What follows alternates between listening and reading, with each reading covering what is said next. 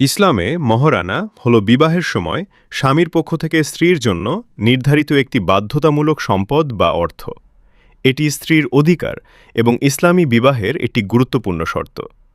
কুরআন ও হাদিসে মোহর দেওয়ার নির্দেশ দেওয়া হয়েছে, যাতে নারীর সম্মান ও আর্থিক নিরাপত্তা নিশ্চিত হয়। মহরানার বৈশিষ্ট্য ১. স্ত্রীর অধিকার। মোহর সম্পূর্ণভাবে স্ত্রীর নিজস্ব সম্পদ। স্বামী বা অন্য কেউ এর উপর অধিকার রাখে না। ২. বিয়ের শর্ত। ইসলামে বিয়ের সময় মোহর নির্ধারণ করা জরুরি, তবে নির্ধারণ না হলেও পরে তা নির্ধারণ করে দিতে হয়। ৩. মোহরের ধরন।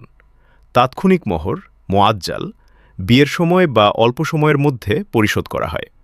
বিলম্বিত মোহর মুআজ্জাল, পরে নির্ধারিত সময়ে বা তালাক/মৃত্যুর সময় দেওয়া হয়।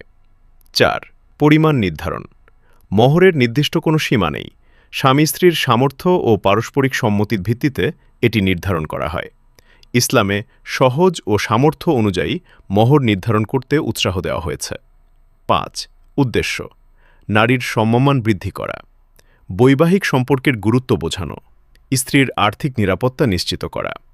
ইসলামের নবী মুহাম্মদ সাল্লাল্লাহু আলাইহি ওয়াসাল্লাম বিয়েকে সহজ করার জন্য কম মোহর নির্ধারণে উৎসাহ দিয়েছেন।